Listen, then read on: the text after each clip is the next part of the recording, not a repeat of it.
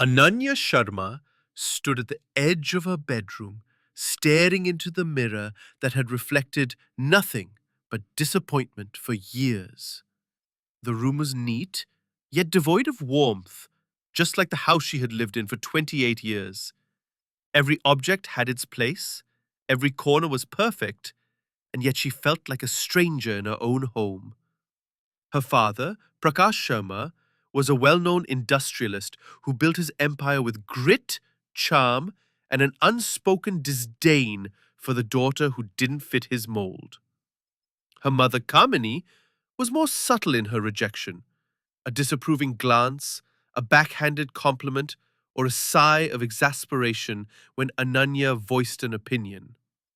Then there was Rajat, the golden boy, who wore arrogance like a badge of honor and never let her forget she was second best.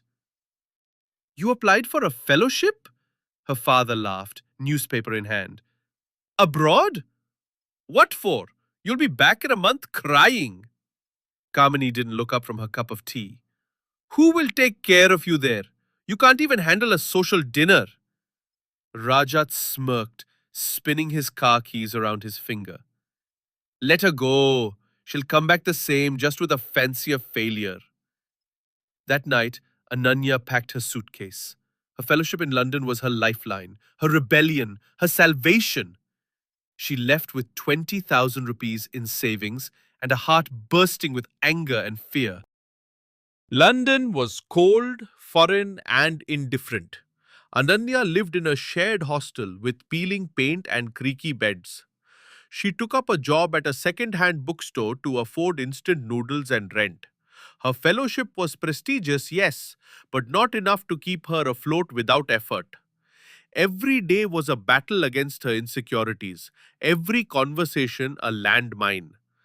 But something inside her had snapped back home, and the pain was slowly turning into steel. She started journaling again, writing articles on immigrant struggles, loneliness, and identity. Her writing caught attention. She got invited to speak at university panels. Her voice, once so small, began to rise. 3 years passed. Ananya was no longer invisible. She was a rising journalist known for her investigative pieces on corporate malpractice. Her article on a pharmaceutical company hiding side effects from poor patients caused a national uproar. She was offered a position with an international media house. Then one morning she saw it, a news snippet about Sharma Industries in a financial freefall. Rajat Sharma was under scrutiny for massive fund misappropriation.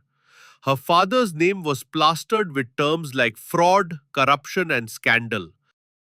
She dug deeper.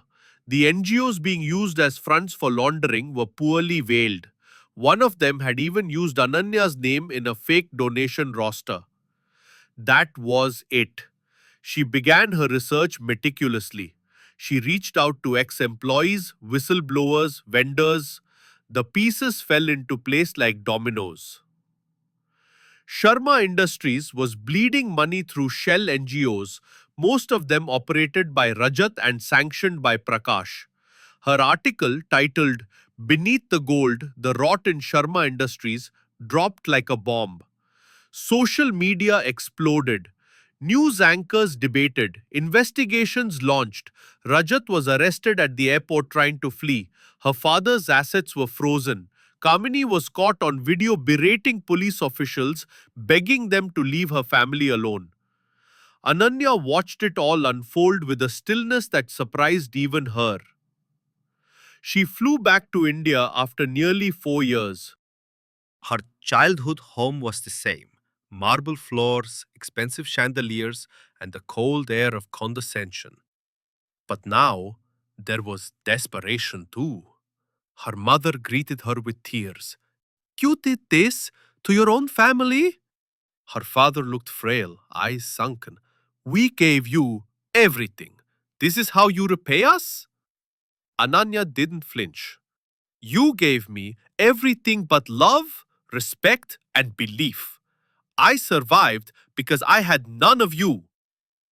Rajat, in handcuffs during his court appearance, avoided her gaze. She didn't care. She had already buried that part of herself. Months later, she launched the Ashes Foundation, dedicated to supporting women estranged by families, silenced by abuse, and forgotten by society. She wrote a memoir titled Ashes of Her Silence, detailing her journey from neglect to power. It became a bestseller. She never returned to that house. She never needed to. For the first time in her life, she wasn't screaming to be seen. She was seen. And this time, the world listened.